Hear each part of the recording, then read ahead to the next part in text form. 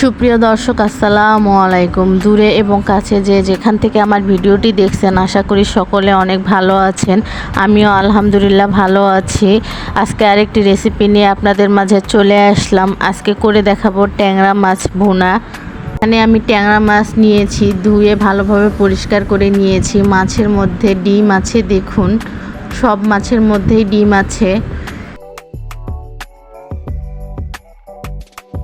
এরপর একটা কড়াইয়ের মধ্যে পরিমাণ মতো তেল দিয়েছি। তেল গরম হয়ে আসলে দিয়ে দিব পেঁয়াজ।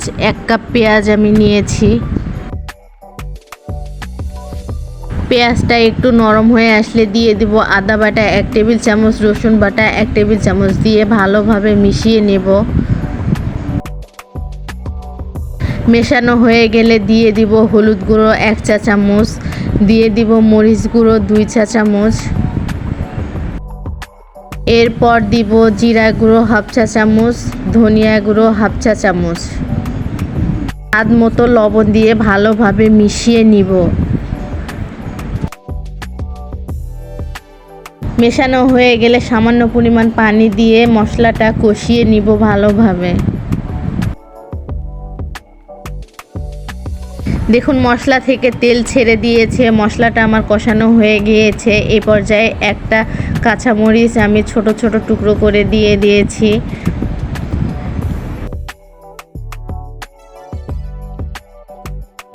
এরপর মাছগুলো দিয়ে দিব। মাছ দেওয়া হয়ে গেলে মশলার সঙ্গে ভালোভাবে মাছটা মিশিয়ে নিব।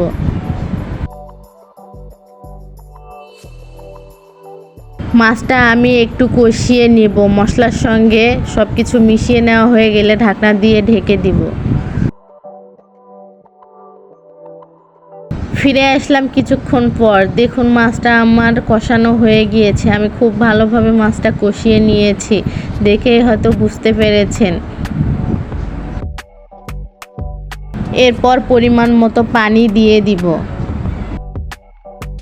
পানি দেওয়া হয়ে গেলে ঢাকনা দিয়ে ঢেকে দিব রান্না হওয়ার জন্য। ফিরে আসলাম কিছুক্ষণ পর। দেখুন আমার বলক চলে এসেছে। এই পর্যায়ে আমি মাছটা একটু ভালোভাবে নেড়ে চেড়ে দিব। খুবই সাবধানে নাড়তে হবে, মাছটা না হলে ভেঙে যাবে। আবারও ঢাকনা দিয়ে ঢেকে দিলাম। আবারও মাছটা আমি নেড়ে চেড়ে দিব। আমি কাজটা খুবই সাবধানে করতেছি, দেখুন যাতে মাছটা ভেঙে না যায়।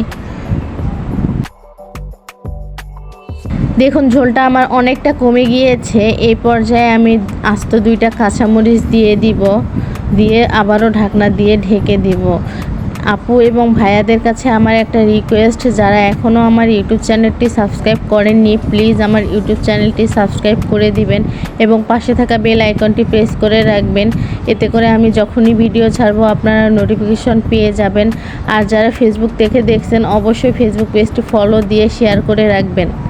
দেখুন আমার রান্নাটা শেষ হয়েছে। এই পর্যায়ে চুলা অফ করে দিয়ে নামিয়ে নেব। চলুন আপনাদেরকে পরিবেশন করে দেখাই। কত সহজে ট্যাংরা মাছ ভুনা করে ফেললাম।